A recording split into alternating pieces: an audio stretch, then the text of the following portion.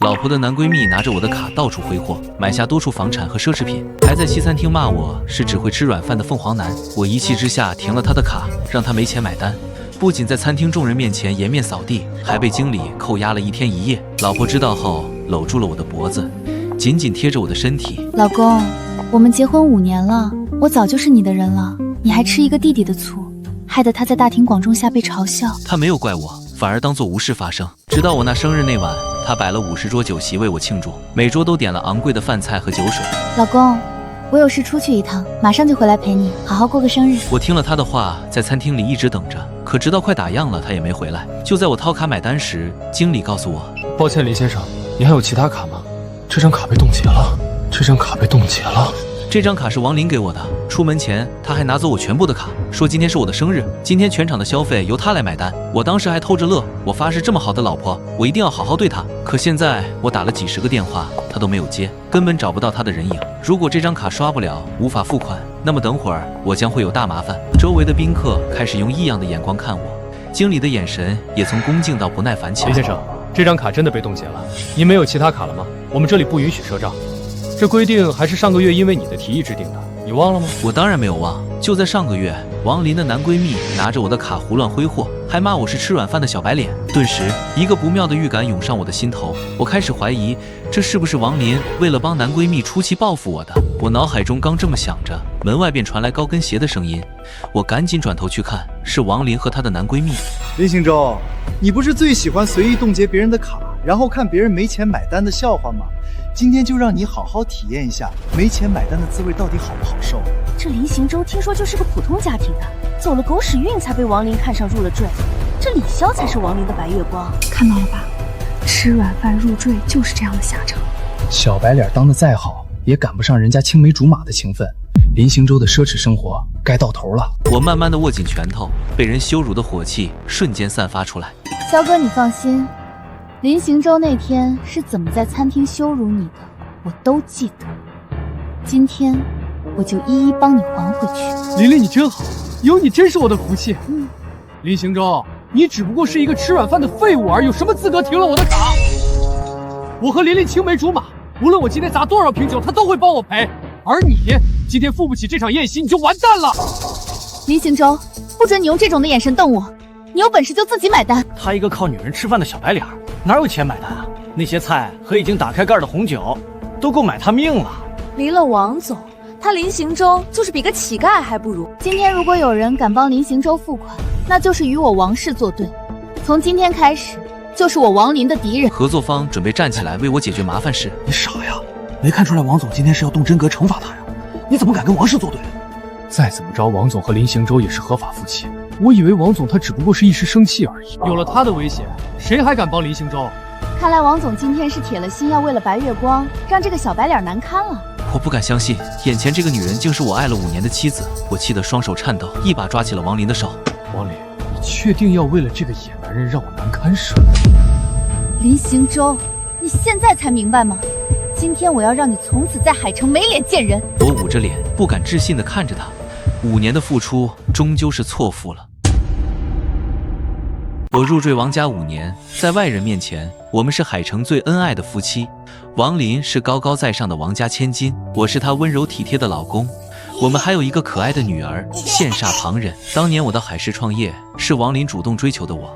他说我长得像他一位故人，他不介意我的出身，只想和我相守一生。他承诺会扶持我创业，让我入赘他家。婚礼上，他向我宣誓，这辈子都会对我忠诚，绝不背叛，会用命爱我，直到永远。可如今才过去5年，曾经的那些美好回忆，山盟海誓，都在他的白月光李潇回国后，被他亲手毁得干干净净。他们都说我是吃软饭的小白脸，说我是毫无尊严的凤凰男。只要白月光出现，我凭借王林得到的一切都将不复存在。连我最爱的女儿也开始嫌弃我。我不喜欢你这个爸爸，别人的爸爸都好厉害，我的爸爸是什么也不会。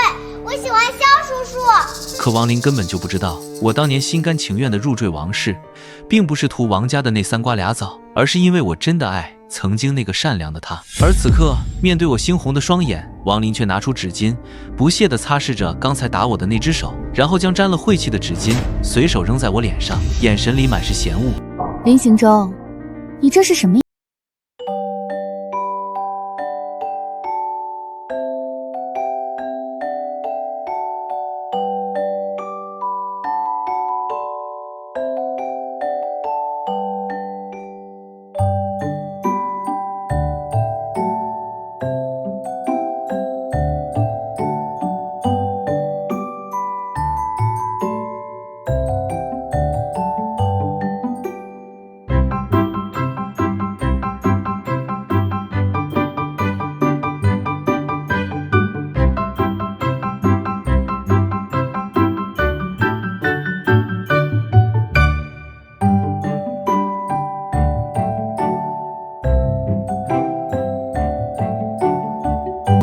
是抬不起头了。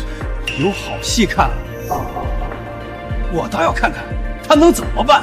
出门前，王林不仅拿走了我身上所有的卡，让我毫无防备。吃饭时，他还不小心将红酒洒到了我的手机上，导致我现在连手机也用不了。这一切原来都是他早有预谋。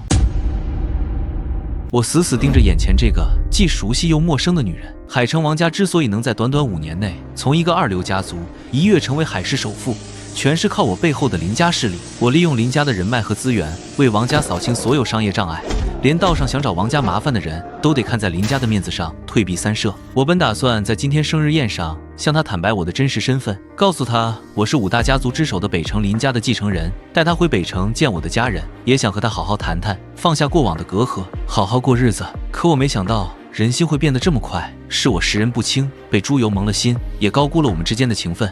时间不早了，你该不会是真的没钱买单吧？如果没钱，我不介意帮你报警，让你去警局蹲几天。这事儿你不是对我做过吗？我猩红的双眼死死盯着王林，心中的寒意比寒冬的冰水还要刺骨。王林，你一定要让我带着羞辱走出这家餐厅吗？不然呢？我费这么大劲布置这一切，难道只是为了陪你演戏？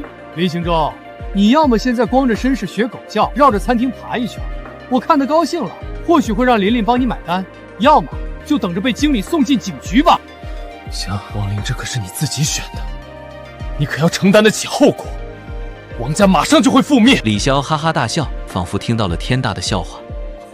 林行舟，你是不是做梦没醒啊？连你女儿都看不起你，还王家覆灭？哈哈哈！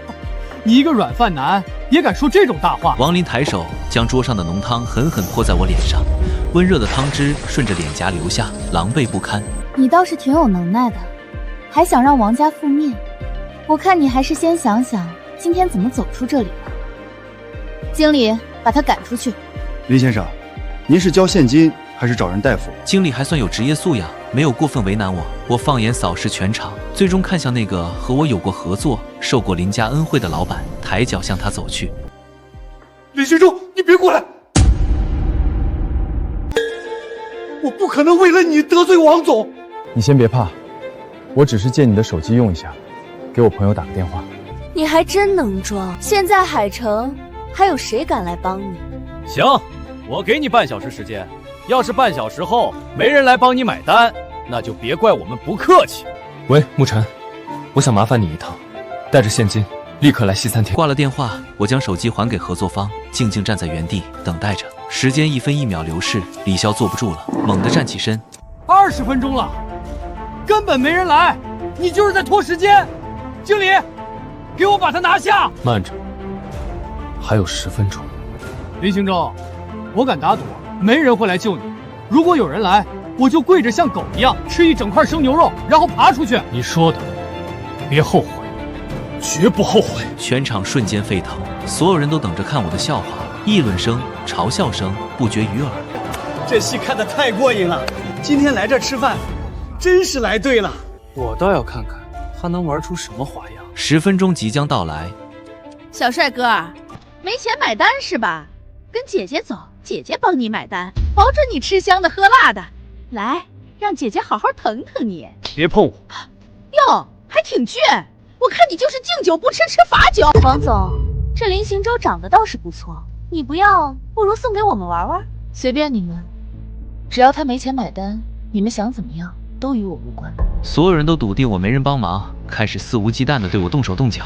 几个富婆围上来，想把我按住。我看着王林，心中最后一丝情谊彻底消散。我们还是名义上的夫妻，我是他女儿的父亲，他却能眼睁睁看着别人欺负我，半分情分都不念。我冷冷看着他们，一字一句：你们敢动我一下，日后哭喊饶命都来不及。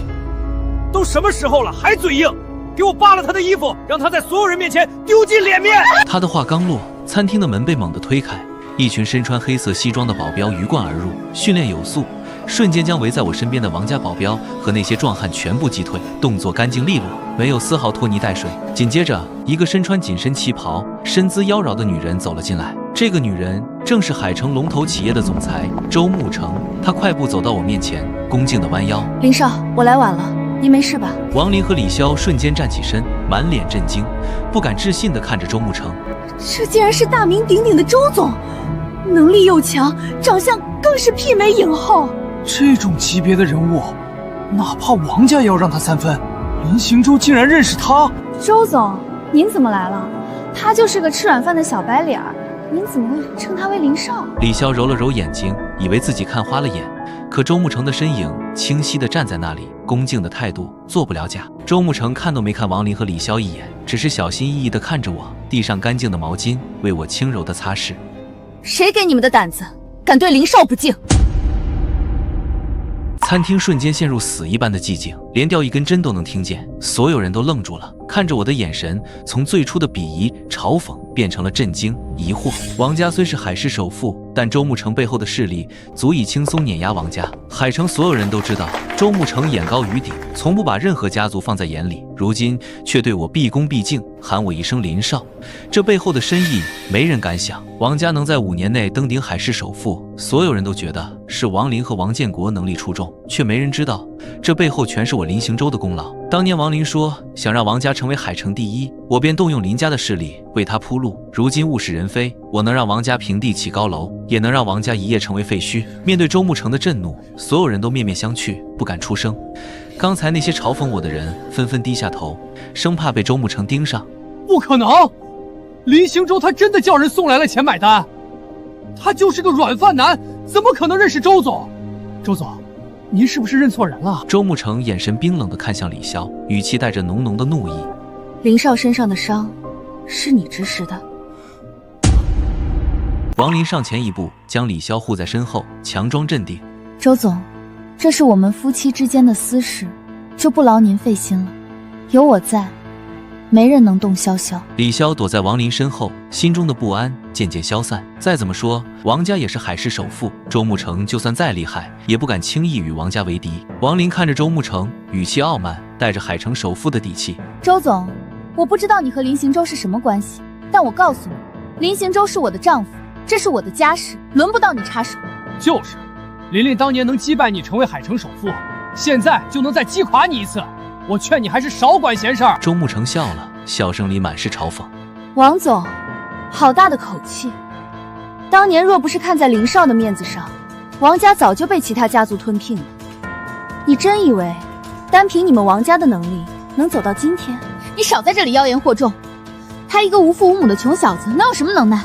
周总，我劝你别被他骗了，赶紧离开，否则休怪我王家不客气。我看着他们，心中疲惫，不想再和他们纠缠，因为很快我就会对王家出手，让他们知道得罪我林行舟的后果是他们承担不起的。李潇，单我已经买了，你刚才自己说的话还没忘吧？哼，是我说的又怎么样？你以为靠着周总就能羞辱我？有琳琳在，你休想！再过不久，王家的股票就会开始暴跌，希望王林到时候还能保持现在的态度，护着这个男人。我冷冷一笑，眼底没有半分温度。周沐橙看到我的眼神，立刻明白我的意思，给身边的保镖递了一个眼色。保镖会意，快步上前，一拳打在李潇的肚子上。李潇疼得弯下腰，被保镖直接按在地上，脸贴在冰冷的地板上，像一条狗。你刚才说要像狗一样趴在地上吃完一整块生牛肉，那就说到做到。保镖端来一盘生牛肉放在李潇面前，李潇看着滴着血的生牛肉，瞬间吐了出来，满脸惨白。琳琳，救我！我不要跪着吃生肉，我丢不起这个人。来人，把香香放了！王家的保镖立刻冲上来，可周沐橙的保镖都是经过专业训练的，身手矫健，王家的保镖根本不是对手。没过多久就被全部打趴在地上，哀嚎不止。随后，周沐橙恭敬地看着我，等待我的下一步指示。真是敢做不敢当，只许你们羞辱我，就不准我报仇。通知我的律师，拿一份离婚协议书来，速度要快。听到离婚协议书5个字，林行舟，你一个入赘的男人，有什么资格提离婚？要离也是我先提。我有没有资格，等你爸来了你就知道了。他应该很快就到了，怕是一会儿会打死你这个不孝女。闭嘴！你算什么东西，也敢提我爸？话音刚落，我的律师就将离婚协议书放在了我面前。我拿起笔，毫不犹豫地签下自己的名字，然后递给王林。他狠狠地瞪了我一眼，也痛快地签下字。他以为离婚后我一无所有，只能流落街头，而他依旧是高高在上的王家千金。既然我们已经离婚了，那从今往后就是婚已经离了，那我也没必要再帮王家撑着了。不出半小时，王家的股票就会开始暴跌，直至破产。王林和李潇先是一愣，林行舟，你是不是疯了？还王家破产，你也不撒泡尿照照自己是什么德行？林行舟，我以前怎么没发现你是这么个满嘴谎话的货色，还在这里装腔作势，说我爸会为了你打死我。林行舟，我看在我们5年夫妻的情分上，最后给你留点颜面。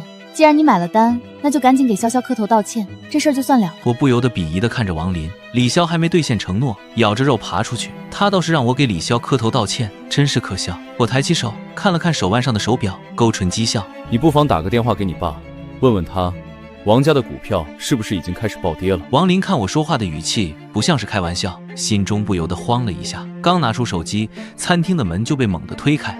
王建国穿着睡衣，头发凌乱，满脸焦急地冲了进来。逆女啊逆女，我怎么会生出你这么个东西来，把我们王家给毁了呀！王建国一边骂王林，一边立刻快步上前，对着我深深鞠躬。女婿啊，没想到你竟然藏得这么深，林少。你干什么呀？你怎么对他鞠躬，还喊他林少？灵儿，你糊涂啊！他根本不是什么穷小子，他是北城林家的继承人林行舟。北城林家是我半个国家的经济血脉，岂是我们王家能招惹的？我好久没听到有人喊我的真实身份，5年了，我以一个普通人的身份入赘王家，如今终于不用再隐藏了。王林猛地睁大眼睛，浑身颤抖，不敢置信地抓住我的手臂。林行舟，你是北城林家的继承人，那个传说中从不出现在公众视野、手握顶级权势的林家。我冷冷地甩开他的手，看着王林，眼中没有半分情意。王林的脸瞬间惨白，他转头看向王建国，眼神中满是疑惑和恐惧。爸，这到底是怎么回事？他怎么会是林家的继承人？李潇也慌了，北城林家的名声他早有耳闻，那是一个连海城所有家族加起来都惹不起的存在。如果我真的是林家继承人，那他和王林今天就死定了。所有人都看着王建国，等待着他的回答。餐厅里静悄悄的，只有王林和李潇的呼吸声格外清晰。王建国看着王林，恨铁不成钢，咬牙切齿地骂道：没错，他就是北城林家的继承人。你这个蠢货，为了一个外人，竟然得罪了林少，你想害死整个王家吗？这句话如同晴天霹雳，砸在王林和李潇的头上，两人瞬间瘫软在地，面如死灰。全场的宾客也炸开了锅，满脸震惊，不敢置信地看着我。我的天，他竟然是北城林家的继承人！我刚才还嘲讽他是小白脸，我是不是活腻了？难怪周总都对他毕恭毕敬，原来他是林家少东家。王家这次怕是真的完了，完了！我刚才跟着起哄想欺负他，林少要是记仇，我全家都得完。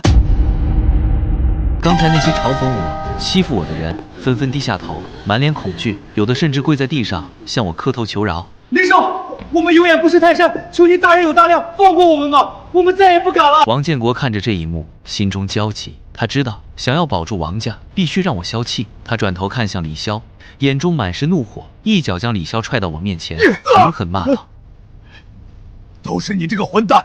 若不是你，灵儿怎么会得罪林少？你敢让林少学狗叫，你好大的狗胆！李潇被踹倒在地，趴在我的脚下，像一条狗，再也没有了往日的嚣张。他看着王林，眼中满是哀求，希望王林能救他。可王林只是冷冷地看着他，眼中满是厌恶，根本不想理会他。王建国见我没有说话，又踹了李潇几脚，语气恭敬：林少，都是这个混蛋的错，你想怎么处置他，都听您的。林少，王家能有今天的地位，全都是靠您的帮助，我心里清楚。您本来打算今天向灵儿坦白身份，带她回北城，可她竟然做出这种蠢事，毁了一切。我看着他趋炎附势的模样，心中只剩冷笑。5年入赘生涯，他何曾给过我半分好脸色？如今不过是见我身份暴露，才这般卑躬屈膝。林少，不好了，王家的股票暴跌，已经跌停了，再这样下去，王家就真的破产了。求您高抬贵手，放王家一马，我给您磕头了。王林终于从震惊中回神，踉跄着爬到我脚边，双手死死抱住我的腿，眼泪瞬间决堤。行舟，我错了，我不该听李潇的话，不该对你做这些事，你原谅我好不好？他伸手想碰我的手，被我冷冷避开，却依旧不死心，转头对着门口大喊：念念，快过来求爸爸，让爸爸原谅妈妈。很快，保姆牵着4岁的王念念走进来，小姑娘怯生生地看着混乱的场面，看到我满身狼狈，又瞥了眼哭倒在地的王林，却撇着嘴别过脸。我不，他就是个没用的爸爸。我喜欢笑叔叔，我要笑叔叔做我的爸爸。王林脸色一僵，随即狠狠掐了女儿胳膊一把。王念念疼得哇一声哭出来，胳膊上瞬间浮现出一道红印。王林趁机将女儿推到我面前，哭喊着：心中，你看，念念都哭了，她不能没有爸爸。你要是毁了王家，念念以后就成了没家的孩子，你忍心吗？他竟不惜故意弄伤孩子当筹码。我看着女儿胳膊上的红印，心中最后一丝对过往的留恋彻底消散。王建国连忙帮腔道：林少，念念可是您的亲生女儿，身上流着林家的血啊！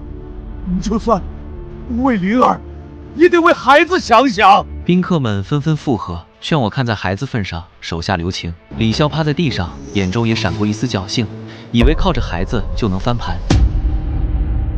我低头看向王念念手腕上那块红色胎记，这是林氏家族血脉的祖传胎记，是林氏血脉的证明。这些年，他总拿着胎记提醒我，念念是我在王家唯一的牵挂。念念哭得泪一把鼻涕一把，我抬手帮她擦干脸上和手上的眼泪，指尖轻轻抚上胎记，突然发现，这胎记的触感并非肌肤纹路，反倒带着一丝黏腻。我微微用力一擦，那块胎记竟直接脱落，露出底下白皙的皮肤，指尖只留下一抹红色颜料。全场瞬间死寂，所有人的目光都聚焦在我指尖的颜料和念念手腕的不同处。王林的脸瞬间惨白如纸，浑身控制不住的颤抖。我瞬间明白了一切。我看着指尖的红色颜料，这代表林氏血脉的胎记竟是假的，念念根本不是我的女儿。顿时我感到有些头晕目眩，呼吸困难。原来我一直生活在巨大的谎言里。我强稳住心神，将念念的手举到众人面前，声音冰冷无温：林家的专属胎记是天生刻在血脉里的，从不是这种一擦就掉的颜料。我的目光死死锁住王林。王林，你告诉我，这胎记是怎么回事？念念到底是谁的孩子？王林连连后退，瘫坐在地，嘴唇哆嗦着说不出话，脸上血色褪得一干二净，只剩无尽的恐惧。王建国也懵了，猛地转头看向王林，声音颤抖：这到底是怎么回事？念念不是邢州的孩子，那他是谁的？宾客们瞬间炸开锅，议论声此起彼伏。原来胎记是画的，王林也太不要脸了，拿假胎记骗了林少5年，真是刷新底线。我就说这孩子眉眼一点都不像林少，根本就不是亲生的。难怪孩子一直吵着他要李潇当爸爸，难道李潇才是他的爸爸？李潇趴在地上，听到这话，猛地抬头，眼中闪过慌乱，又藏着一丝不易察觉的异样。我看在眼里，心中已然有了答案。我一步步走到王林面前，居高临下的看着他。我早该察觉不对劲，念念的眉眼、性格和我半分不像，我竟还傻傻相信，对她百般疼爱，把她当成自己的亲生女儿。我蹲下身，盯着他惊恐的双眼。你处心积虑画假胎记骗我，就是想靠着孩子留住我，让我给你们王家当牛做马，稳住在海城的地位，对不对？王林的心理防线彻底崩塌，捂着脸嚎啕大哭，却仍不肯承认。不是的，邢州，你听我解释，念念就是你的孩子，胎记只是不小心蹭掉了，不是画的。他的辩解苍白无力，连自己都觉得牵强。王建国气得浑身发抖，冲上前一脚踹在王林身上。你这个不孝女，真是造孽呀！拿假孩子骗我们，得罪了林少，你想把王家彻底毁了吗？王林被踹得摔在地上，却依旧不死心，爬到李潇身边，死死抓住他的胳膊。快帮我解释，告诉邢晨，念念不是你的孩子，你快说！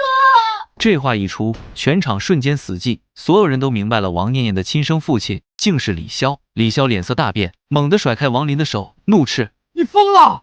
什么你的我的，我根本不知道你在说什么。念念出生时，我正在外地帮王家谈合作，你以男闺蜜的身份天天守在医院，对她百般呵护。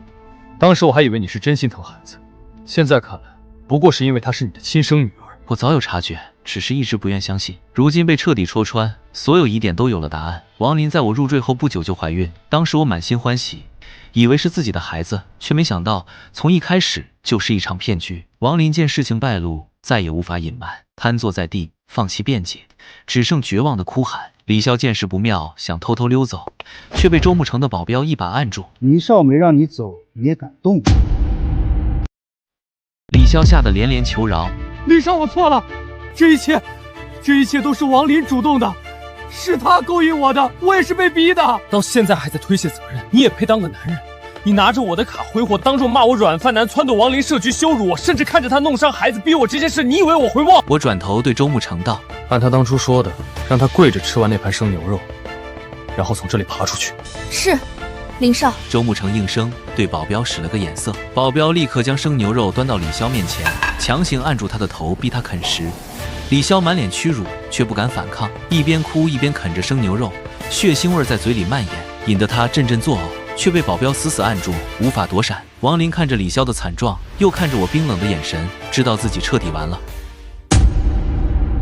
李潇被逼着啃完生牛肉，嘴角沾着血和肉末，狼狈不堪。保镖松开手，他瘫在地上大口呕吐，连胆汁都快吐出来了。爬出去！保镖冷冷开口，一脚踹在他背上。李潇不敢反抗，只能手脚并用的从餐厅中央爬到门口。沿途宾客纷纷避让，有人拿出手机拍照，记录下这狼狈一幕。爬到门口时，他再也撑不住，却被保镖一把拉起，推出餐厅，摔在门外，再也不敢回来。解决了李潇，我将目光转向王林和王建国。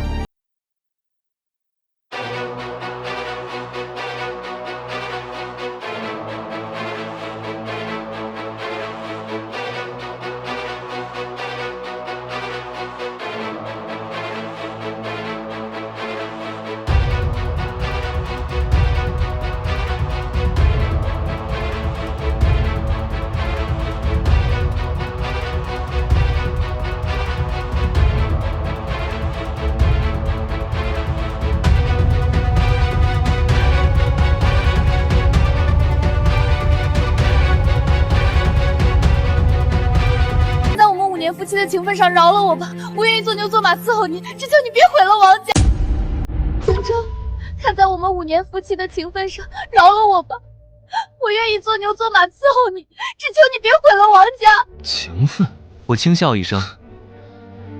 从你打我巴掌、泼我红酒、拿孩子当筹码的那一刻起，我们之间就再无情分。我看着满地狼藉的餐厅，淡淡道：我能让王家从2流家族跃居海市首富，就能让他一夜化为乌有。通知下去，北城林家所有合作方即刻终止与王家的一切合作，海城所有关联产业不得与王家往来。另外，把王家这些年靠着林家势力做的违规操作整理好证据，交给相关部门。是，林少，我马上安排。王建国听到这话，瞬间面如死灰，瘫坐在地。他知道王家彻底完了，那些违规操作的证据一旦上交，不仅会破产，他和王林还会锒铛入狱。想到这，王建国竟然直接晕了过去。星洲，不，老公，我知道错了。你已经惩罚了李潇，我以后再也不会和他来往了。你原谅我，跟我回家好不好？我们还是夫妻，我们还有女儿念念啊！看着王林跪倒在我面向求饶的样子，真是讽刺。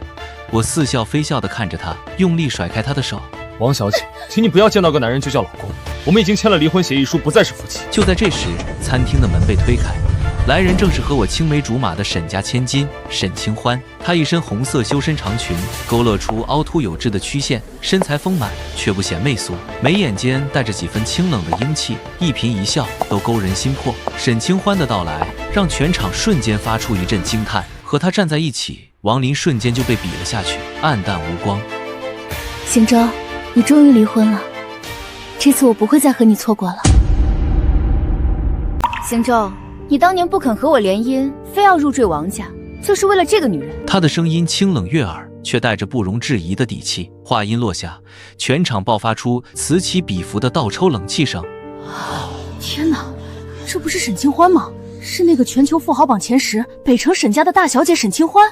我没看错吧？沈氏集团的掌舵人，传说中貌美如花又手握重权的沈清欢，竟然亲自来了。我的天！沈家和林家都是北城顶级豪门，他怎么会认识林行舟？还说什么联姻的事儿，这到底是什么来头？原来林行舟不仅是林家继承人，还和沈家有这样的渊源。王林这次是真的踢到铁板了。旁边的王林也从慌乱变成了恐惧，彻底明白自己今天到底得罪了怎样的人物。林行舟，他是谁？他的声音带着颤抖，连话都说不完整。还没等我回答，沈清欢语气骄傲又笃定地宣示主权。我是沈清欢，北城沈家继承人，是林行舟的未婚妻。你们已经签了离婚协议书，从签字的那一刻起，你和行舟就再无半点关系。以后行舟的身边只能有我，他休想再娶别的女人，我也绝不会让别的女人再伤他分毫。他的话落落大方，没有半分扭捏，既表明了自己的心意，又守住了大家闺秀的得体，没有一句诋毁王林，却字字都在告诉所有人，他才是那个站在林行舟身边的人。我无奈地笑了笑，摇了摇头。沈清欢的性子从来都是这样，直来直去，坦荡磊落，爱得明目张胆，却又不失分寸。沈清欢转头看向我，眼中的清冷瞬间化作温柔，那抹温柔里藏着10年的执念和深情。他轻声道：行舟，我等了你10年，当年你说要去海城历练，说等你回来就给我答复，我便在北城一直等。我守着沈家，守着我们的约定，看着你入赘王家，看着你为了这个女人收敛锋芒，做了5年的小白脸，我心里疼，却从没想过放弃。我知道你有你的考量，所以我只在背后默默守着，替你打理好北城的一切，替你看着林家的产业，等你回头。他的声音不高，却字字情真意切。宾客们都安静下来，没人再敢议论，只觉得这10年的等待让这场重逢更添了几分动容。清欢，辛苦你了。我轻声开口，心中满是愧疚和感激。10年的陪伴，10年的守护，这份情我怎会不知？沈清欢摇了摇头，眉眼间尽是温柔。不辛苦，只要你好好的，一切都值得。走吧，你好久没回北城了，我们一起回去看看叔叔阿姨，他们也一直惦着你。我点了点头，抬手揽住沈清欢的肩，准备离开。王林见我要走，像是抓住了最后一根救命稻草，急忙追了出去，满脸急切，声音带着哭腔：林行舟，那我们王家呢？我该怎么办？我停下脚步，却没有回头看他，语气冰冷，毫无感情。就如我之前所说，王家的死活与我无关。至于你离婚了，我们就是陌生人。王林终于忍不住失声痛哭，眼泪像断了线的珠子一样不停往下掉。他伸手想去拉我的衣角，却被沈清欢冷冷地拦住。沈清欢看着王林，语气淡漠，却带着威压：王小姐，请你自重，行舟现在是我的未婚夫，你再纠缠，就别怪我不给海城留半点功面。说完，他挽着我的手臂，头也不回地往前走，留下王林瘫坐在地上，痛哭流涕。如果我没有因为李潇的事让你难堪，在餐厅里就放了你，你会不会原谅我？我脚步顿了顿，依旧没有回头，只是冷冷地抛出一句话：如果我不是北城林家的继承人，只是一个普通的穷小子，那你会不会知道错？会不会惩罚李潇？会不会向我道歉？王林被我的这句话噎住，久久无法回答。是啊，他的道歉，他的后悔，不过是因为我的身份，而非真心觉得自己错了。我也没有再停留，带着沈清欢一步步走出了这家让我受尽屈辱，也让我彻底看清人心的餐厅。人生哪有回头路？一步错，步步错。王林的脸色惨白如纸，整个人瘫软在冰冷的地面，眼中最后一丝光亮也彻底熄灭。保安架起瘫在地上的他，便往外拖。他嘶哑的哭喊和卑微的哀求声渐渐被宴会厅的喧嚣淹没，最终消失在夜色里，再无半点声响。沈清欢轻轻牵住我的手，他掌心的温度温润而坚定，一点点驱散了我心底残留的寒意。他抬眸看着我，声音温柔又治愈：行舟，那些陈年旧账已经翻篇了，我们继续走前面的路。我微微颔首，抬眼望向夜空，漫天繁星璀璨夺目，洒下细碎的银光，压在心头多年的阴霾终于烟消云散，心底一片澄澈安宁。是啊，都过去了，曾经的那些屈辱都随着王家的覆灭成了过眼云烟。车子平稳地行驶在夜色里，沈清欢和我并排坐在后座，看着窗外的霓虹光影掠过车窗，静谧又温柔。他轻声开口，打破了车厢里的安静：行舟，你看今晚的星星特别亮。是啊，好久没这么安静地看过星星了。在海城的那5年，眼里只有算计和阴谋，连抬头看天的时间都没有。行舟，有些话憋在我心里10年了，今天我想必须得告诉你。沈清欢转过头来，目光认真地凝望着我，眼底盛着漫天星光，和他的眼睛相比，窗外的繁星都逊色了几分。行舟，10年了，从当初那个意气风发的少年，到如今历经沧桑的你，我一直在看着。当年你执意要去海城，我知道拦不住你，只能把所有的担忧都咽进肚子里。这10年，我替你守着北城的基业，挡掉明枪暗箭，就是为了让你在海城没有后顾之忧。现在海城的噩梦醒了，那些烂人烂事也都清理干净了。行舟，我不求什么名分，只求一个资格。往后余生，让我站在你身边，为你遮风挡雨。